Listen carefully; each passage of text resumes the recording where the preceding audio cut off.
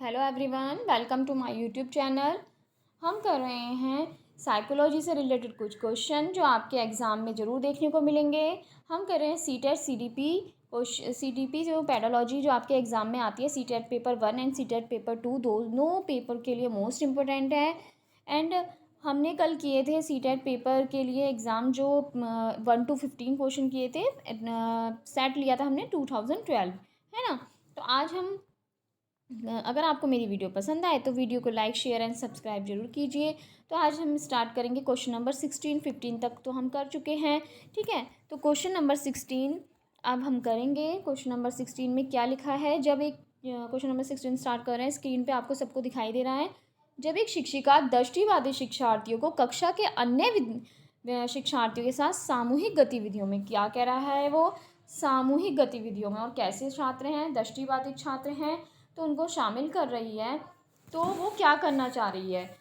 Option A, सीखने हेतु बाधाएं उत्पन्न कर रही है, नो। ऑप्शन बी, भावना के अनुसार कार्य कर रही है, ये थोड़ा सा ठीक लग रहा है। और ऑप्शन सी की सहानुभूति का विकसित कर रही है शिक्षार्थियों के प्रति, नहीं, हमारे लिए सब बच्चे एक समान हैं। डी, संभवतः तनाव बढ़ा रही है, रॉन्ग। तो बी इज़ करेक्ट। तो 16 का बी इज़ करेक्ट। वो किसके अनुसार काम कर रही है, वो कर रही है एनसीएफ के अकॉर्डिंग, जो कि 2005 में आया था। अकॉर्डिंग टू एनसीएफ 2005, वो एनसीएफ में 2005 में ये दिया गया है कि जो समावेशी शिक्षा है उसकी संस्कृति दी गई है। तो जब एक शिक्षिका दृष्टिबाधित शिक्षार्थी को के साथ दूसरे विद्यार्थियों के साथ उनको बिठा रही है, उनकी ग्रुप में गतिविधियां करने को कह रही है, तो मतलब कि वो उनकी इमोशन के अनुसार कार्य कर रही है। तो 16 का B is correct. Next question देखिए। नेक्स्ट क्वेश्चन है हमारा बी, ठीक है। बी हमारा कहता है, एक शिक्षिका अपने शिक्षण में दृश्य श्रव्य सामग्री और शारीरिक गतिविधियों का प्रयोग करती है क्योंकि वे शिक्षक को आराम देते हैं। बी, वो आकलन को सुगम बनाते हैं। सी, वैविध्य उपलब्ध कराते हैं, या अधिकतम इंद्रियों का प्रयोग करने को संबंधित करती हैं। तो वो किसका यूज़ कर रही है, वो यूज़ कर रही है दृश्य श्रव्य सामग्री का। तो दृश्य श्रव्य सामग्री उसकी ये हेल्प कर रहे हैं, जो उनकी शारीरिक गतिविधियाँ हैं वो एक्टिव हो रहे हैं, क्या हो रहे हैं, बच्चे सक्रिय भाग ले रहे हैं, ठीक है। उनकी जो शारीरिक गतिविधियाँ हो रही हैं वो अधिगम को क्या बना रही है, अधिगम को सक्रिय बना रही है, क्या कर रही है, लर्निंग जो है वो सक्रिय बना रही है, ठीक है। तो वो अधिकतम इंद्रियों का उपयोग करने के लिए सीखने का संबंधित करते हैं। तो ऑप्शन डी इज करेक्ट। आराम देते हैं, नहीं, सुगम बनाते, उपलब्ध कराते, रॉन्ग। तो 17 का डी इज करेक्ट। नेक्स्ट देखिए आप, नेक्स्ट क्वेश्चन 18 कहता है कि कोहलरबर्ग के अनुसार सही और गलत के प्रश्न के बारे में निर्णय लेने में शामिल चिंतन प्रक्रिया को क्या कहा जाता है। भाई, चिंतन प्रक्रिया की बात चल रही है, किसकी बात चल रही है, चिंतन प्रक्रिया को। ऑप्शन ए पढ़िए, सहयोग की नैतिकता, नैतिक तर्कणा, नैतिक यथार्थवाद, या नैतिक दुविधा। तो नैतिक दुविधा नहीं, यथार्थवाद नहीं, सहयोग की नैतिकता तो इसमें कोई दिखाई नहीं दे रही है। इसमें सही और गलत, बच्चा जो है, बच्चा जो है वो उसे विचार करने लग गया है, समझने लग गया है, तर्क कर रहा है अपने आप से। तो नैतिक तर्कणा इज करेक्ट, तो इसका बी इज करेक्ट। तो 18 का बी इज करेक्ट, ठीक है, क्योंकि वो सही और गलत के प्रश्न के बारे में निर्णय लेने में चिंतन कर रहा है, सही और गलत की सही क्या है, गलत क्या है, तो उसके अंदर तर्क आ गए हैं। तो नैतिक तर्कना इज करेक्ट। क्वेश्चन नंबर 19 पढ़िए।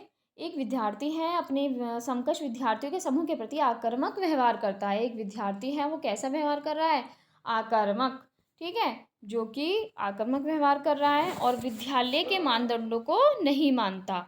तो जो विद्यालय के मानदंडों को नहीं मान रहा है, तो ऐसे में उसको क्या चाहिए, ऐसे में उसको कैसा माहौल देना चाहिए, भावात्मक, चिंतन कौशल, या संज्ञानात्मक, या मनोगत्यात्मक। तो सबसे पहले उसको ज़रूरत है कि इमोशनली टच की, इमोशनल व्यवहार की, ताकि उसके आसपास का जो वातावरण हो इमोशनल हो, एक दूसरे के प्रति उनकी परवाह हो। तो वो एक माहौल कहाँ मिलेगा, जब भावात्मक क्षेत्र हम विकसित करेंगे, बच्चों को एक भावात्मक क्षेत्र उसके आसपास बनाएंगे। तो 19 का कौन सा, ऑप्शन ए इज करेक्ट, ठीक है। तो अब हम देखते हैं नेक्स्ट क्वेश्चन 20। शिक्षकों को यह सलाह दी जाती है कि वे अपने शिक्षार्थियों को सामूहिक गतिविधियों में शामिल करें और सीखने को सुगम बनाने के लिए वो डैश की सहायता करती हैं। वो क्या करना चाह रही है, सामूहिक गतिविधियों की बात चल रही है, सामूहिक गतिविधियों में शामिल करना चाह रही है। तो दक्षिणता, मूल्य द्वंद या आक्रामकता, सामाजिक, तो सामूहिक गतिविधियों में शामिल करना चाह रही है कि तो उनमें सोशलाइजेशन की भावना उत्पन्न करना चाह रही है। तो सोशलाइजेशन कर रही है बच्चों का। तो आप इसका कौन सा ऑप्शन आपको सही लग रहा है, तो समाजीकरण ये रहा। तो बी इज़ करेक्ट, 20 का B is correct. Next question देखिए। नेक्स्ट क्वेश्चन है हमारा, समावेशी शिक्षा उस विद्यालय शिक्षा व्यवस्था की ओर संकेत करती है। अब इसके ऑप्शन पढ़िए। ऑप्शन है हमारा, विशेष आवश्यकता वाले बच्चों को विशिष्ट विद्यालयों के माध्यम से शिक्षा देने की प्रोत्साहित करती है। नेक्स्ट बी, केवल बालिका शिक्षा को बढ़ावा देने की आवश्यकता पर बल देती है, जो सभी नियोग्य बच्चों को शामिल करती है या उनके शारीरिक, बौद्धिक, सामाजिक, भाषिक या अन्य विभिन्न योग्यता स्थितियों को ध्यान में रखे बगैर बच्चों को शामिल कर रही है। देखिए, विशिष्ट विद्यालय की तो बात ही नहीं है समावेशी शिक्षा में, क्योंकि विशेष आवश्यकता वाले बच्चों को एक विशेष विद्यालय नहीं, उन्हें एक नियमित विद्यालय में डाला जाए, और हम उन्हें एक अलग से विद्यालय में या विशेष विद्यालय में क्यों नहीं। अब नेक्स्ट है, केवल बालिका, केवल आ गया तो केवल तो ये कट गया, बी नहीं है। नियोग्य बच्चों को नो, सी भी नहीं है। डी में देखें तो ये भी ए तो था ही नहीं, तो डी इज़ करेक्ट, क्योंकि उसमें शारीरिक भी आ रहा है, बौद्धिक और सामाजिक और भाषिक अन्य योग्यता वाले सबको ध्यान में रख रहे हैं, सबको ध्यान में रखते हुए बगैर बच्चों के शामिल करती है, जो समावेशी शिक्षा में उस विद्यालय शिक्षा व्यवस्था की ओर संकेत करता है। तो 21 का डी इज़ करेक्ट। ठीक है, 21 का option D is correct. Next करेंगे हम।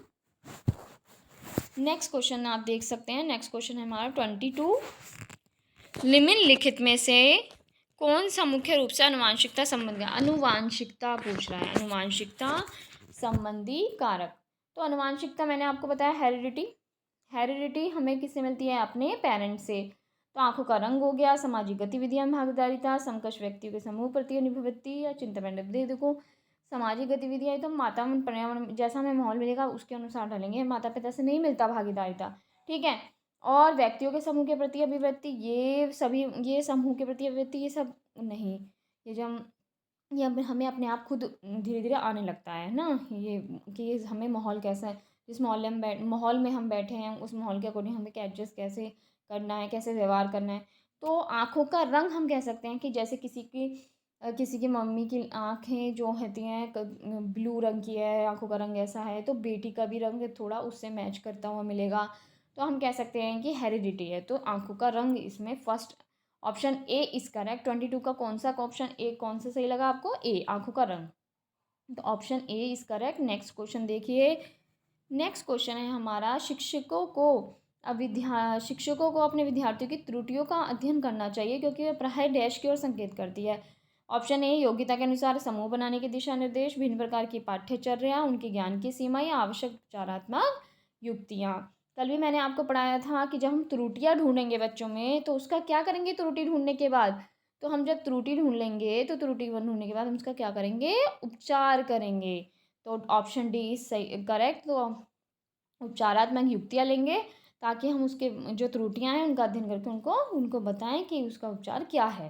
ठीक है, बच्चों को कैसे शिक्षा, जो हमने शिक्षण कौशल अपनाए हैं उसमें थोड़ा चेंज भी कर सकते हैं हम, उनके बच्चों की जो त्रुटियाँ आई हैं उनमें उनको ध्यान में रखते हुए उनका जो उपचारात्मक युक्तियाँ हैं उनके लिए वो उसमें समझाएंगे। ठीक है, क्वेश्चन नंबर 23 का डी इज़ करेक्ट। नेक्स्ट है हमारा क्वेश्चन नंबर 24, सीमा हर पाठ का बहुत जल्दी, सीमा जो है जब पढ़ती है तो बड़ी जल्दी जल्दी पढ़ लेती है, और जबकि लीना जो है वो बहुत देर ज़्यादा समय लगाती है।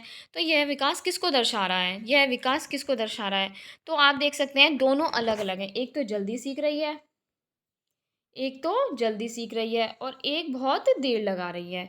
ठीक है, एक बहुत देर लगा रही है, तो आप कह सकते हैं ये दोनों की व्यक्तिगत भिन्नताएं कैसी हैं, अलग अलग हैं। अंतर संबंध नहीं है, सामान्य से विशिष्ट की ओर नहीं, निरंतरता नहीं। तो दोनों, एक जल्दी सीख लेती है, एक ज़्यादा समय लगाती है, तो उन दोनों की व्यक्तिगत भिन्नता अलग अलग है। ठीक है, नेक्स्ट क्वेश्चन देखिए। 24 का A is correct. 25 question number 25, निम्नलिखित में से या डैश के अतिरिक्त सभी वातावरणीय कारक विकास को आकार देते हैं। तो ऑप्शन ए है पौष्टिकता की गुणवत्ता, संस्कृति या शिक्षा की गुणवत्ता या शारीरिक गठन। तो हम क्या देख सकते हैं, डैश के अतिरिक्त बोला है, तो वातावरणीय कारक विकास को आकार देते हैं। वातावरणीय कारक आपको कौन कौन से दिख रहे हैं, पहले तो ये छांट लो, वातावरणीय में कौन कौन सा आ जाएगा। तो एक तो आएगा हमारा संस्कृति, एक आएगा पौष्टिकता की गुणवत्ता और एक आएगा शिक्षा की गुणवत्ता। इसमें शारीरिक गठन का तो कोई मतलब नहीं, तो उन्होंने इसके अलावा पूछा है, तो ऑप्शन डी इज करेक्ट। तो 25 का डी, क्योंकि इसके अतिरिक्त पूछा है तो शारीरिक गठन यहाँ पे नहीं है। नेक्स्ट क्वेश्चन देखिए, श्रवण हास से ग्रसित बच्चा है जो सबसे मुख्य निरेशिया कुंठा का सामना कर रहा है, वो उसके साथ क्या अक्षमता आएगी, दूसरों के साथ संप्रेषण करने, सूचनाओं को बांटने में अक्षमता आएगी, हाँ। परीक्षा देने में नहीं, परीक्षा देने में तो कोई अक्षमता नहीं आएगी उसको, ठीक है, परीक्षा देने में कोई अक्षमता नहीं आएगी। और ये भी गया, और पाठ्य पुस्तक को पढ़ने में अक्षमता नहीं, उसकी श्रवण है ना, वो श्रवण हाथ से ग्रसित है तो वो तो देख सकता है ना, ठीक है। खेल कूद में भागीदारिता निभाने में अक्षमता नहीं, इसमें भी वो नहीं नहीं, खेल कूद में तो क्या है इसके आंसर, सबसे मुख्य पूछा है उसने, है ना। इसमें थोड़ी बहुत हो सकते हैं कि खेल कूद में भागीदारिता, तो पढ़ने लिखने में भी आ सकती है, क्योंकि जब मैम जब बच्चों को समझा रही होंगी कोई चैप्टर तो थोड़ा सुनने में कुछ हो जाए, लेकिन सबसे ज़्यादा संप्रेषण करने और सूचनाओं को बांटने में उसे अक्षमता आएगी, है ना। तो ऑप्शन ए इज़ करेक्ट। तो हमने मुख्य पूछा है ना, सबसे मुख्य है, तो 26 का ए इज़ करेक्ट। डिसलेक्सिया मुख्य रूप से किसकी और समस्या, डिसलेक्सिया आपको सब पता ही है, डिसलेक्सिया जो होती है वो किससे रिलेटेड है, वो आपके लिखने से रिलेटेड है, पढ़ने से रिलेटेड है, या बोलने व सुनने से, या सुनने बोलने से। तो डिसलेक्सिया है, डिसलेक्सिया मुख्य रूप से पढ़ने से रिलेटेड है, पढ़ने की समस्या से रिलेटेड है, ठीक है। तो ऑप्शन बी इज करेक्ट, 27 का बी। और नेक्स्ट क्वेश्चन है, प्रतिभाशाली 28 प्रतिभाशाली विद्यार्थी हैं, उनकी क्षमताओं को तब विकसित कर पाएंगे जब वो बार बार परीक्षा होगी, विद्यार्थियों के साथ अधिगम प्रक्रिया से जुड़ते हैं, विद्यार्थियों से अलग किया जाए, निजी कोचिंग नहीं, ये दोनों भी नहीं है, ये वाला भी नहीं है, ऑप्शन बी इज़ करेक्ट। क्योंकि जब हम उन्हें अधिगम प्रक्रिया से जोड़ेंगे तो बच्चे का जो अधिगम के प्रति जो विद्यार्थी अपनी क्षमताओं को, तभी उनकी क्षमताएं विकसित हो पाएंगी जब उन्हें अधिगम प्रक्रिया से जोड़ेंगे, ठीक है। तो 28 का बी इज़ करेक्ट। तो 29 में जाते हैं, एक अच्छी पाठ्य पुस्तक है, ठीक है, एक अच्छी पाठ्य पुस्तक है, वो डैश से आपको बचाती है, तो लैंगिक समानता, सामाजिक उत्तरदायित्व, लैंगिक पूर्वाग्रह या लैंगिक संवेदनशीलता। तो आप देख सकते हैं स्क्रीन पे, एक अच्छी पाठ्य पुस्तक है, ठीक है, कैसी पाठ्य पुस्तक है, एक अच्छी पाठ्य पुस्तक है, तो हमें किससे, लैंगिक पूर्वाग्रह से बचाती है। तो हाँ, एक अच्छी पाठ्य पुस्तक जो है वो लैंगिक पूर्वाग्रह से बचती है, ठीक है। तो 29 का है सी इज़ करेक्ट। नेक्स्ट क्वेश्चन आप पढ़िए। नेक्स्ट क्वेश्चन हमें दे रहा है कि पियाजे के अनुसार संज्ञानात्मक विकास के किस चरण में बच्चा वस्तु स्थायित्व का गुण सीख जाता है। कौन सा गुण, वस्तु स्थायित्व का गुण। और वस्तु स्थायित्व का गुण जब आता है बच्चे में, कौन सी एज में आता है, तो पियाजे के अनुसार संज्ञानात्मक विकास के किस चरण में, तो किस चरण में आप बताइए। 0 से 2 साल के बच्चे, 0 से 2 साल के बच्चे की बात हो रही है, और ये कौन सी स्टेज होती है, sensory motor stage. Sensory motor stage कहाँ पर है, मूल संज्ञानात्मक, उपचार में नहीं, फॉर्मल कॉन्क्रीट नो, तो ये है सेंसरी मोटर, ठीक है। तो सेंसरी मोटर स्टेज है इसको, तो 30 का सी इज करेक्ट, इसमें बच्चे के अंदर वस्तु स्थान का गुण आ जाता है, तो 30 का सी इज करेक्ट आंसर। आज इतना ही, कल करेंगे हम नेक्स्ट क्वेश्चन पेपर सॉल्व। तो अगर आपको मेरी वीडियो पसंद आए, वीडियो को लाइक शेयर एंड सब्सक्राइब जरूर कीजिए। Thank you so much. जय हिंद, जय भारत।